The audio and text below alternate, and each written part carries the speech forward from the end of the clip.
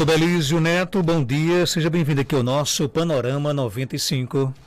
Bom dia, Marcos Dantas, bom dia a todos os ouvintes, a todos os internautas. É um prazer, mais uma vez, participar aqui do quadro Check-up no rádio. E hoje, para falar aqui no nosso Panorama 95, nesta manhã de terça-feira, né, é de um tema que com certeza vai chamar a sua atenção, novidades sobre o Alzheimer. Que novidades são essas? Bem, Marcos Dantas, nas últimas semanas, eu diria, nos últimos meses, né, depois do lançamento daquela, na verdade, depois da divulgação daquela medicação nos Estados Unidos, que ela revertia a demência, né, o aducanumab, algumas outras novidades. Na verdade, a doença de Alzheimer ela está sempre com algumas novidades. Algumas coisas são de fato sérias, assim, outras coisas são mais sensacionalismo das fake news. Mas a verdade é que nos últimos meses dois ou três pontos relevantes foram aventados nesse mar de incertezas que é a demência de Alzheimer. E ambas, aliás, elas todas relacionadas ao tratamento. A primeira foi o uso de uma vacina, né, que começou a ser testada em humanos, né, agora no final de outubro. Essa vacina ela promete eliminar as proteínas, as substâncias que causam a morte neuronal, a morte de células cerebrais relacionadas à doença de Alzheimer. Então a expectativa é que com essa diminuição tanto da proteína tal como da beta-amiloide, as pessoas tenham a prevenção, evite do aparecimento da doença, e aquelas que tenham a doença, elas tenham uma menor velocidade de progressão ou mesmo a reversão, né? A gente já tem muitas, obrigado Boa pelo café, pela água, a gente já tem muitas drogas que foram utilizadas nesse sentido de redução dessa proteína beta-amiloide. E esses estudos eles não trouxeram grandes esperanças, não houve uma reversão do quadro. A gente viu em alguns, inclusive esse foi o fator que liberou o aducanumab lá nos Estados Unidos, a gente viu retardar a velocidade de progressão da doença. Mas é uma nova esperança, a vacina, a gente sabe que o mecanismo fisiopatológico de aparecimento da doença de Alzheimer, ela tem uma hipótese também imune, né? Uma hipótese imunológica. Por isso que a vacina ela iria induzir nossos anticorpos a destruir essas proteínas. Então, faz bem iniciar agora que está sendo testado em humanos, aplicação de 4 vacinas, vai ser um estudo duplo cego, randomizado. Algumas pessoas não vão receber a vacina, algumas pessoas que têm principalmente essa fase inicial, as pessoas ainda estão começando os sintomas, outras pessoas que têm um risco maior, outras pessoas que já têm a doença instalada, e daqui a algum tempo a gente vai ter ideia se a vacina da doença de Alzheimer vai funcionar ou não. Aproveitando o momento que a gente está com vacinação bem em voga, né? Então talvez seja uma esperança, ainda não está disponível. Bom, a segunda notícia foi já agora, uma semana ou 2 semanas, a publicação de um estudo na Nature Aging, um periódico que trata de envelhecimento, sobre o uso de Viagra na prevenção, né, da sildenafila na prevenção da doença de Alzheimer. Foi feito um estudo com os americanos, 7 milhões de americanos, com um banco de dados. Lembrar que esse estudo foi feito através de uma metodologia computacional, paciente de banco de dados de um seguro. Então, eles têm, na verdade, uma pesquisa constante de busca de medicamentos que possam atuar na prevenção da doença de Alzheimer. Então, alguns medicamentos já são assim, pesquisados: losartana, metformina, glimepirida, diltiazem, são medicamentos para diabetes, para hipertensão, para coração. Então, eles pegam quem usa esses medicamentos, joga, como eu falei, nessa metodologia e vê a incidência de Alzheimer. A sildenafila, o Viagra, nessa pesquisa, com essa metodologia computacional, mostrou uma diminuição das pessoas que usam o sildenafil, o Viagra. O Viagra, a gente sabe que ele foi descoberto, ele foi para tratar uma doença chamada hipertensão pulmonar, né?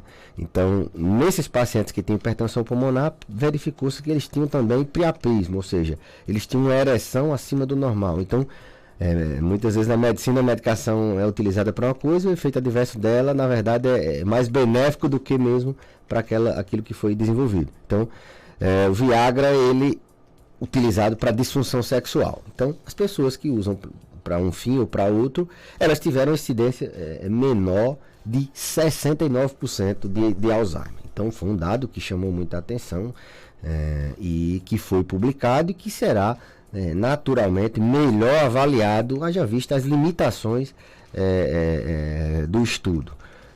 Abre uma janela, logicamente, para essa linha de pensamento, né, de estudar melhor. A gente está nessa fase de busca de uma medicação para tratar a doença. A gente tem, já se investiu muito na questão de diagnóstico precoce. A gente consegue mais ou menos dar um diagnóstico relativamente precoce, mas agora a gente precisa de tratamento. Então, diminuiu 69% da incidência de Alzheimer. Os estudiosos levantaram algumas críticas construtivas, logicamente. A primeira delas foi o fato do sexo, né? As pessoas que usam a sildenafil são pacientes, via de regra, do sexo masculino, a maioria das vezes. Então, será que esse benefício seria encontrado também nas pessoas do sexo feminino, né? Então, isso é uma dúvida que se gerou. A questão do acesso ao medicamento. As pessoas que foram utilizadas, elas têm um acesso à medicação.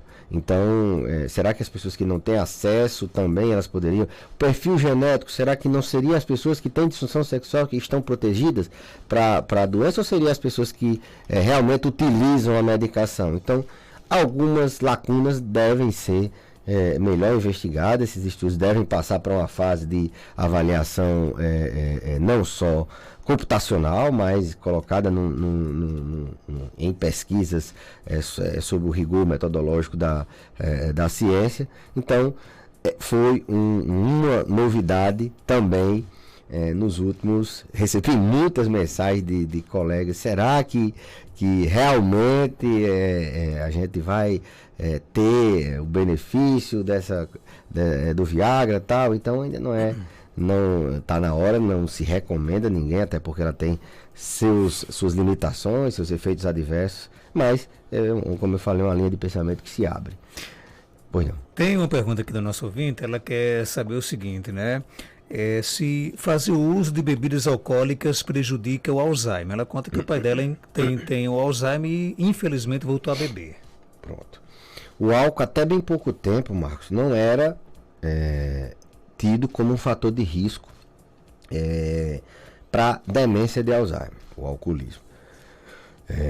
Nem também era benéfico, né? Mas em 2017 foi 2018, essa pandemia atrapalhou nossa cronologia de tempo. A Alzheimer Association, ela colocou como um fator de risco para a doença o alcoolismo. Colocou também o tabagismo. Então, álcool hoje a gente sabe que ele aumenta o risco das pessoas terem a demência de Alzheimer. As pessoas que já têm a demência, o álcool, teoricamente, ela pode piorar os sintomas, principalmente aquelas pessoas que fazem uso de medicamentos antidemência, medicamentos para a doença. Porque o álcool, ele é metabolizado no fígado e ele altera o mecanismo que essa droga é metabolizada no organismo. Então, prejudica muito.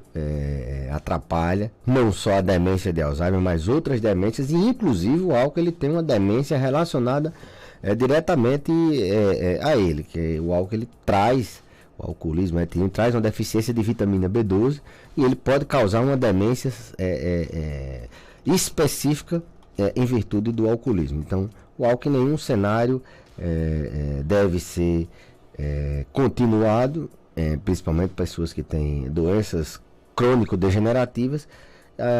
Além do mais, imagine num paciente que tem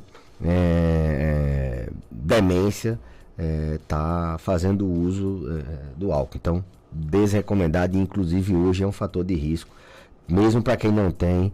Se ele for alcoolista, ela tem um fator de risco a mais para ter Alzheimer.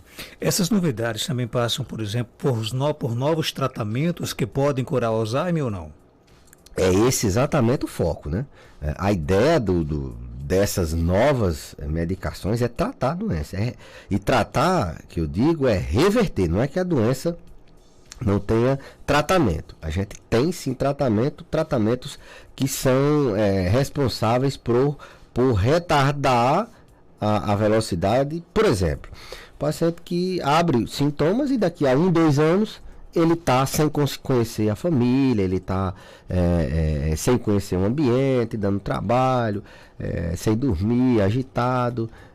Pessoas dizem, ele realmente esclerosou de vez, ele está HH de vez. 1, 2 anos passa muito rápido.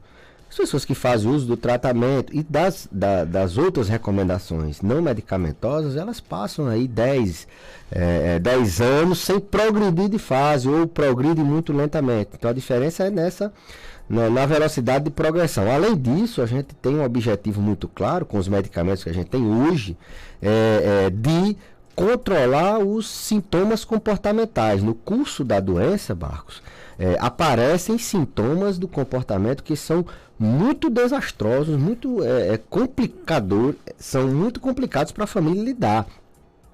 Pacientes ficam apáticos, sem emoção, sem ânimo, eles podem ficar outro polo agitado demais, agressivo, querendo fugir de casa, com desinibição sexual, com alteração do sono, sem dormir. Isso traz muito problema para a família, que tem que se readaptar. Então, esse objetivo de controlar sintoma comportamental já é um grande objetivo.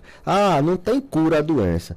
Não tem, diabetes também não tem, hipertensão, mas a gente controla a doença, né? A gente não fica refém dela. Vale muito a pena, só quem tem um paciente com uma demência e que é tratado e que ele consegue ficar bem, sabe bem o que eu estou falando. Então, hoje a gente já tem medicamentos, agora não tem medicamentos que revertam, que depois que você tem a doença, você possa ficar curado, como por exemplo a pneumonia, que você toma um antibiótico e você fica curado da pneumonia. Então é esse o objetivo das pesquisas que estão sendo, já que a gente sabe os mecanismos de como a doença aparece, a busca é de tentar reverter. Então o objetivo desses medicamentos, Marcos, é nisso.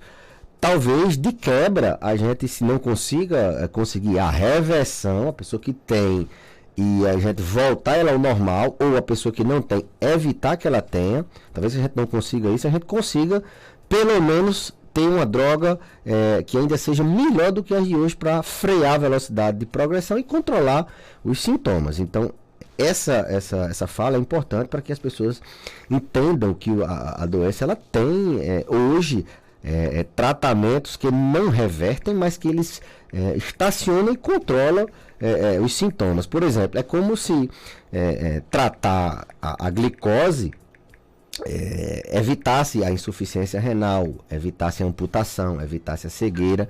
Do mesmo jeito, no Alzheimer, o tratamento medicamentoso evita que ele descompense para as complicações neuropsiquiátricas, que, como eu falei anteriormente, como agitação, como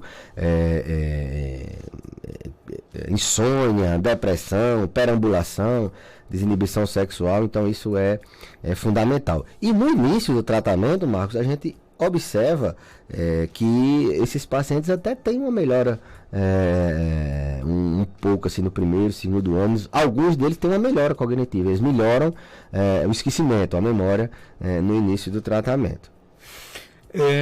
Acabamos de falar agora por aqui sobre um projeto que o UFRN está desenvolvendo, que é os direitos da mulher, né? Inclusive da mulher idosa, né? Existem também direitos, por exemplo, do portador de Alzheimer? Excelente pergunta. Eu até queria convidar alguém um dia para a gente poder debater isso com mais, eu diria, robustez, uma pessoa da área jurídica, das ciências sociais.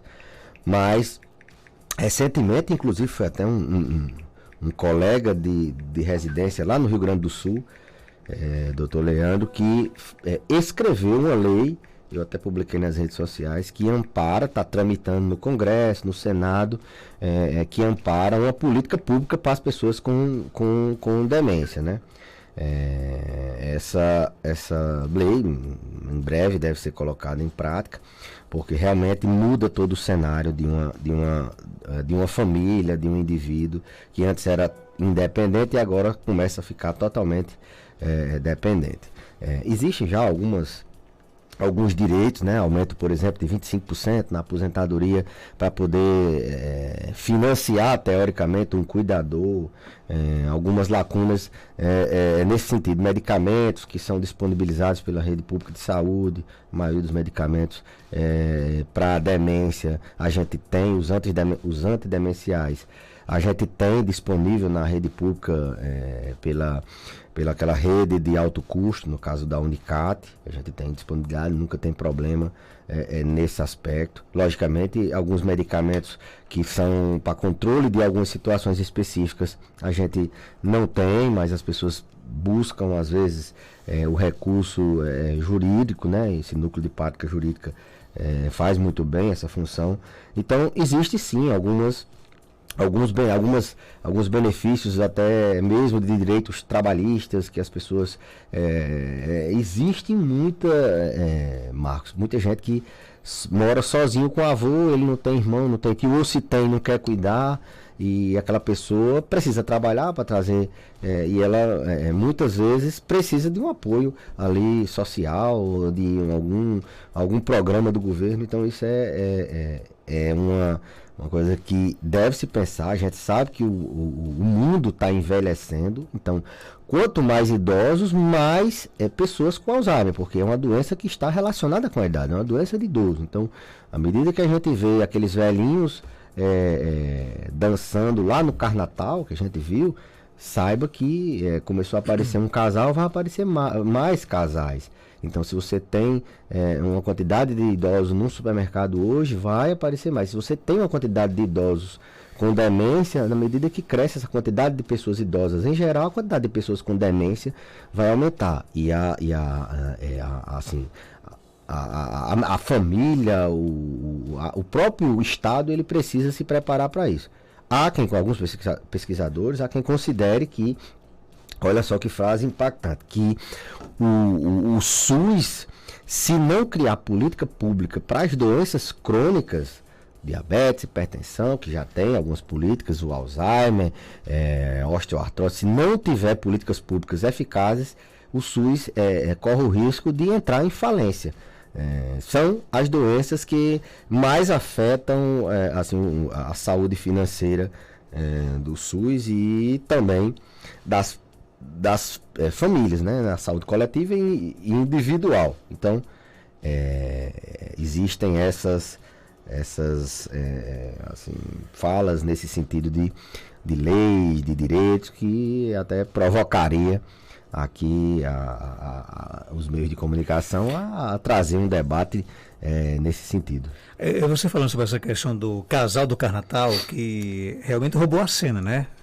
O Carnatal foi marcado aí por várias cenas polêmicas, mas uma delas, por exemplo... essa lavou a alma, né? Por que é que as pessoas se admiram tanto com cenas como aquela? Porque a gente tem na ideia, por exemplo, que o idoso é para ficar em casa, deitado numa cama, né? Por que cenas como aquela repercutem tanto? Chama tanta atenção? Porque, Marcos, a gente naturalmente, inconscientemente, se imagina ali. Quem é que não quer envelhecer, chegar naquela idade e estar naquele grau de felicidade, né?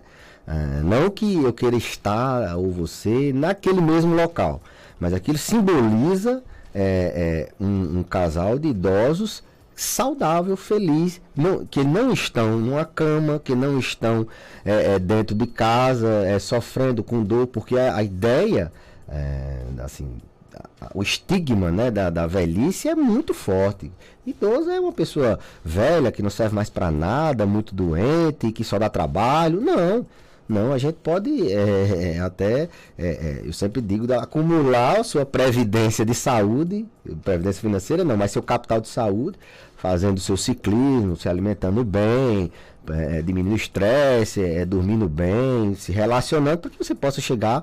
A gente não vive mais só 60, 70 anos, vive muito mais. Então, chegar naquela. Então, isso impacta, no meu entendimento, dessa forma. As pessoas imaginam que ali está começando a ter-se uma esperança da velhice. Então, imagina-se que muitos outros casais, no futuro, estejam naquela mesma situação. Então, eu acredito que impacta, porque o estigma da sociedade de velhice, aquilo ali ser coisa para jovem, e os idosos não participarem, então impacta um pouco não, impactou bastante, e eu acho que de forma positiva. Quantas pessoas não ficaram, eu quero chegar na velhice dessa forma? Então, comece a partir de hoje a cuidar, né? Então desperta gatilhos, né? Desperta gatilhos positivos e que podem ressignificar a rotina, a forma de que a pessoa encara a vida. Que legal. Então, beleza. Obrigado pela sua participação. Algo mais a acrescentar? Pode ficar à vontade até terça-feira, se Deus quiser. Eu que agradeço, Marcos, o espaço mais uma vez, e até a próxima terça-feira, se Deus quiser. 8 horas 15 minutos.